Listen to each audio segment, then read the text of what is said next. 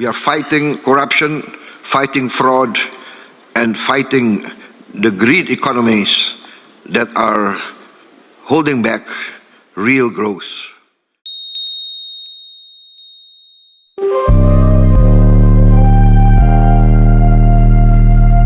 Akhir Oktober 2025 menjadi momen penting bagi diplomasi Indonesia di kancah internasional. Presiden Republik Indonesia, Prabowo Subianto, bertolak ke kota Gyeongju, Korea Selatan untuk menghadiri konferensi tingkat tinggi APEC, Asia Pacific Economic Cooperation. Forum yang digelar pada 31 Oktober hingga 1 November itu mempertemukan para pemimpin dari 21 negara anggota APEC yang bersama-sama mewakili sekitar 60% produk domestik bruto dunia dan sepertiga populasi global. Kehadiran Presiden Prabowo di ajang bergengsi tersebut menandai tekad Indonesia untuk terus berperan aktif dalam membangun kerjasama ekonomi di kawasan Asia Pasifik yang inklusif, tangguh, dan berkelanjutan.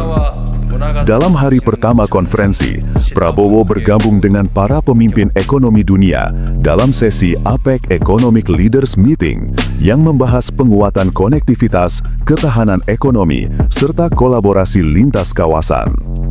Dalam forum itu, Presiden Prabowo menyampaikan pandangan strategis Indonesia mengenai langkah-langkah menuju kawasan Asia Pasifik yang lebih terhubung dan berdaya saing.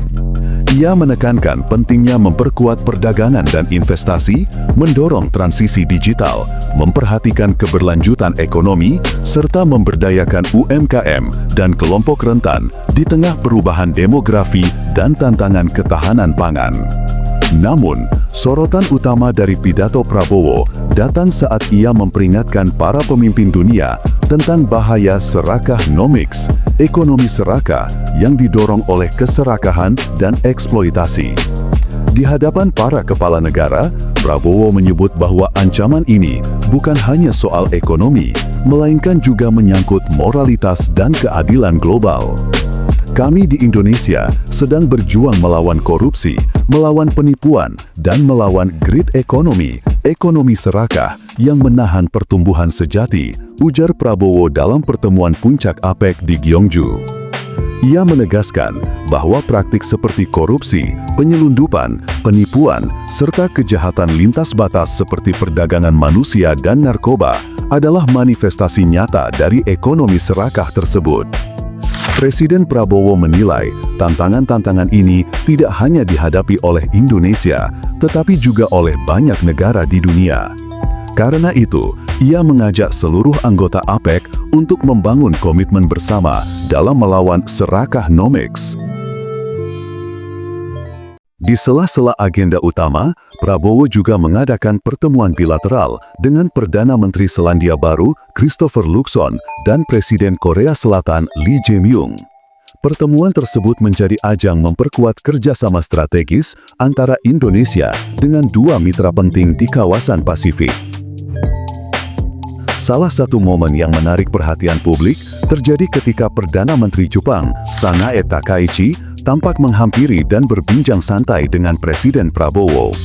Dalam suasana hangat, Takaichi bahkan sempat menggeser kursinya lebih dekat, sementara di belakang Prabowo berdiri Menteri Luar Negeri Sugiono yang tampak memperhatikan jalannya percakapan. Interaksi itu mencerminkan hubungan baik dan rasa saling menghormati di antara para pemimpin ekonomi Asia Pasifik. Kehadiran Prabowo Subianto di KTT APEC 2025 bukan sekedar simbol kehadiran diplomatik Indonesia, tetapi juga wujud nyata dari semangat kepemimpinan yang ingin membawa nilai-nilai keadilan, kerjasama, dan integritas ke panggung ekonomi dunia.